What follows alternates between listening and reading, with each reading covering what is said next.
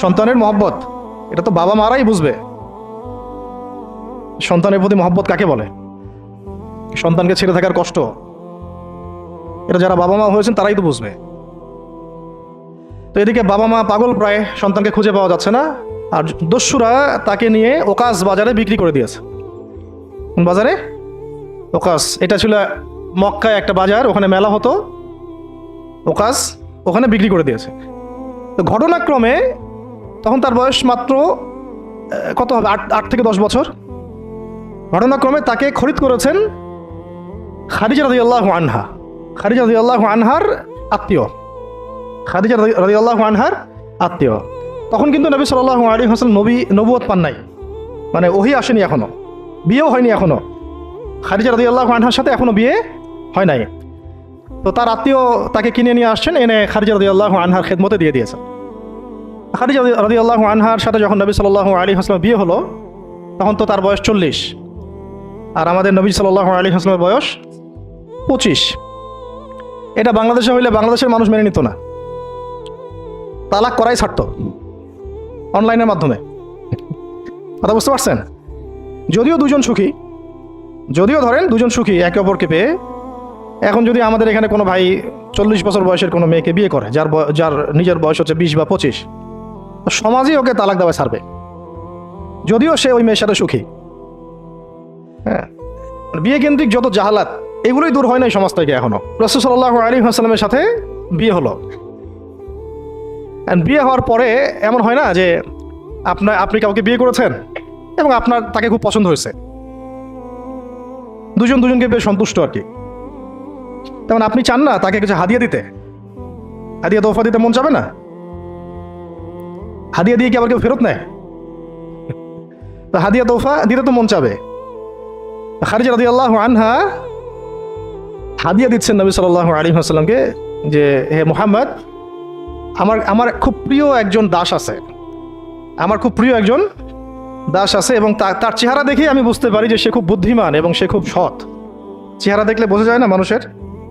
চেহারা কিন্তু কথা বলে, চেহারাও কথা বলে, তবে দেখার চোখ থাকতে হবে, দেখার মতো চোখ থাকতে হবে। গুনাহের চোখ দিয়ে তো কারো চেহারা পড়ার সুযোগই নাই। যেমন আনাস রাদিয়াল্লাহু আনহু, তার জন্য নবী সাল্লাল্লাহু আলাইহি ওয়াসাল্লাম দোয়া করে দিয়েছিলেন না? তার মা দেখেই চিনে ফেলছেন যে হ্যাঁ, উনি শেষ নবী, এই চেহারা কোনো মিথ্যাবাদীর চেহারা না। এরকম করে কথা বলা হচ্ছে, ইয়া রাসূলুল্লাহ, আমার ছেলের জন্য দোয়া করে দেন। আব্দুল্লাহ বিন সালাম রাদিয়াল্লাহু আনহু ইহুদি ছিলেন, যখন নবীজি মদিনায় গিয়েছেন, তার চেহারা দেখেই তিনি বুঝে ফেলছেন যে তিনি শেষ নবী। এই চেহারা কোনো মিথ্যাবাদীর চেহারা হতে পারে না। ওই চোখ থাকতে হবে এবং ওই কলব থাকতে হবে পড়ার জন্যে।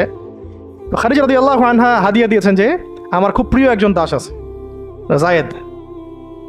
তো নবী সাল্লাল্লাহু আলাইহি ওয়াসাল্লাম এটাকে গ্রহণ করেছেন।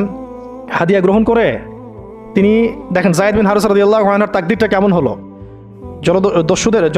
স্থলদস্যুদের হাত থেকে ওকাস বাজার থেকে চলে আসলো কোথায়? খাদিজা রাদিয়াল্লাহু আনহার বাসা, সেখান থেকে নবী সাল্লাল্লাহু আলাইহি ওয়াসাল্লামের সোহবতে। চিন্তা করা যায়? এই তাকদীর তো ইউসুফ আলাইহিস সালামের চেয়েও কম সৌভাগ্যের না। ইউসুফ আলাইহিস সালামের কি হয়েছে? ভাইয়ের ষড়যন্ত্র, সেখান থেকে কূপ থেকে রাজপ্রাসাদ, সেখান থেকে জেল থেকে আবার রাজপ্রাসাদ, তারপরে তো পুরো মিশরের বড় একটা অংশের রাজনৈতিক দায়িত্ব, এবং সেখান থেকেই বনু ইসরাইল পরে আবার মিশরে আসলো। তাই অন্য একদিন আলোচনা করবো ইনশাআল্লাহ। এখানে যায়েদ ইবনে হারিসা রাদিয়াল্লাহু আনহার তাকদীর কেমন? অনন্য সাধারণ, এত চমৎকার যে এটা তো ঈর্ষণীয়। আলী রাদিয়াল্লাহু আনহু ছাড়া এমন তাকদীর তো মনে আর কেউ পান নাই, যে নবী সাল্লাল্লাহু আলাইহি ওয়াসাল্লামের ঘরের মধ্যে তিনি সবসময় তার সাথে তার খেদমত করছেন। শুধু তাই না, নবী সাল্লাল্লাহু আলাইহি ওয়াসাল্লাম তাকে নিজের পুত্র বানিয়ে নিলেন। যায়েদ আমার পুত্র, যায়েদ আমার ছেলে। দাস রাখলেন না। যখন তিনি যায়েদ বিন হারিসা রাদিয়াল্লাহু আনহুকে পেলেন, সবার সামনে এলান করে দিলেন যে সে আমার দাস না, ও আমার ছেলে, যায়েদ আমার ছেলে। নবী সাল্লাল্লাহু আলাইহি ওয়াসাল্লাম বলছেন যায়েদ আমার ছেলে, বলছেন যে আমি তাকে ভালোবাসি, ও আমাকে ভালোবাসে। অথবা একটাকে এভাবে আসছে যে আমি তার উত্তরাধিকারী, সে আমার উত্তরাধিকারী। যায়েদ বিন হারিসা রাদিয়াল্লাহু আনহুর লকব ছিল হিব্বু রাসূলিল্লাহ, রাসূল সাল্লাল্লাহু আলাইহি ওয়াসাল্লামের প্রিয় ভাজন। আর যায়েদ বিন হারিসা রাদিয়াল্লাহু আনহুর ছেলের নাম ওসামা বিন যায়েদ। ওসামা বিন জায়েদ। জায়েদ জায়েদ বিন হারেসা রাদিয়াল্লাহু আনহুকে একবার তিনি একটা সেনাবাহিনীর কাফেলার দায়িত্ব দিয়েছিলেন। কিছু কিছু সাহাবী একটু আপত্তি করেছিলেন, বয়স কম, আরও যোগ্য সাহাবী আছে। আবার ঠিক ওসামা বিন জায়েদ রাদিয়াল্লাহু আনহুকে যখন নবী সাল্লাল্লাহু আলাইহি ওয়াসাল্লাম শেষে একদম ইন্তেকালের কয়েকদিন আগে জুরফে একটা সেনাবাহিনীর দায়িত্ব দিয়ে পাঠিয়েছিলেন, তখনও কেউ কেউ আপত্তি তুলেছিল যে ওসামার বয়স কম, 19 বছর 20 বছর বয়স, আরও বড় বড় যোগ্য সাহাবী আছে। তখন নবী সাল্লাল্লাহু আলাইহি ওয়াসাল্লাম বলেছিলেন যে ইতিপূর্বে তোমরা জায়েদের ব্যাপারেও আপত্তি তুলেছিলে, আর আজকে তোমরা ওসামার ব্যাপারেও আপত্তি তুলছো। তোমরা জেনে রাখো, তার বাবা এবং সে, মানে জায়েদ বিন হারেসা এবং ওসামা বিন জায়েদ, এই দুজনকে আমি ভালোবাসি। এই দুজন আমার প্রিয় ভাজন, এই দুজন আমার প্রিয় ভাজন। তো জায়েদ বিন হারেসা রাদিয়াল্লাহু আনহু এখানে বড় হতে লাগলেন। এক পর্যায়ে তো ওহী আসলো, ইসলাম কবুল করলেন। ইসলাম কবুল করার পরে, ইসলাম কবুল করার আগে একটা ঘটনা ছিল, ওইটা ভুলে গেছিলাম, দেরি হচ্ছে কি? আচ্ছা, ইসলাম কবুল করার আগে একবার তার বাবা মা তার খোঁজ পেয়েছিলেন। হজ করতে আসছেন কিছু মানুষ মক্কায়, তখন হজমরা ছিল বিকৃত, এসে দেখছে যে এই তো জায়েদ। তো ফিরে গিয়ে তার বাবাকে খবর দিছে, জায়েদকে দেখলাম মক্কায়। তো তার বাবা আসছেন, হারেসা, ঠিক আছে, এসে চিনতে পারছেন আমার ছেলে। মুহাম্মদ সাল্লাল্লাহু আলাইহি ওয়াসাল্লামকে বলেছেন যে আমার ছেলেকে আমি কিছু মুক্তিপণের বিনিময়ে নিয়ে যেতে চাই। তো নবী সাল্লাল্লাহু আলাইহি ওয়াসাল্লাম বলেছেন, ঠিক আছে, মুক্তিপণ লাগবে না, আমি আপনাদেরকে আরও সহজ একটা অপশন দিচ্ছি। আপনার ছেলেকে ডাকি, সে যদি আপনাদের সাথে যেতে চায় তাহলে কোনো টাকা পয়সা লাগবে না, এমনি নিয়ে যাবেন। যদি যেতে না চায় তাহলে আমার কিছু করার নেই। তখন তার বাবার সামনে তার ছেলেকে আনা হলো, বলা হলো যে ওনাদেরকে চিনতে পারো? হ্যাঁ, উনি আমার বাবা হারেসা, উনি আমার চাচা, উনি আমার মামা, এভাবে বলছেন। তো তার বাবা বলছেন যে আমার সাথে চলো বাসায়।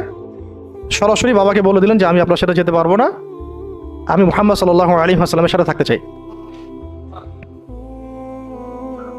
তো বাবা বলছে, এই কেমন কথা? নিজের বাবার সাথে যাবা না, নিজের বাবার পরিবারে যাবা না, বাবার ঘরে যাবা না, উনি তো তোমার আপন কেউ না। জায়েদ বিন হারেসা রাদিয়াল্লাহু আনহু বলছেন যে আমি তার মধ্যে এমন কিছু দেখেছি যে আপনারা কেউ দেখতে পারবেন না। এটা সম্পর্ক, মহব্বত, এগুলোকে সম্পর্ক বলে, মহব্বত বলে। অথচ কেউ কাউকে চিনে না, মানে কেউ কারোর সাথে কারো রক্তের সম্পর্ক নাই। আর নবী সাল্লাল্লাহু আলাইহি ওয়াসাল্লাম তাকে বললেন তখন যে জায়েদকে আমি মুক্ত করে দিয়েছি। জায়েদ আমার দাস না, জায়েদ আমার ছেলে, জায়েদ আমার ছেলে, আমি তার উত্তরাধিকারী, সে আমার উত্তরাধিকারী, আমি তাকে ভালোবাসি। তার উপাধি হয়ে গেল হিব্বু রাসূলিল্লাহ, রাসূলের প্রিয় ভাজন। সবাই তাকে এই নামে ডাকা শুরু করলো, রাসূলের প্রিয় ভাজন, রাসূল তাকে ভালোবাসে, রাসূল তাকে ভালোবাসে, রাসূল তাকে ভালোবাসেন। আর আমি বলছি রাসূল কে? সাল্লাল্লাহু আলাইহি ওয়াসাল্লাম, যাকে আল্লাহ ভালোবাসেন। রাসূল কে? যাকে আল্লাহ ভালোবাসেন।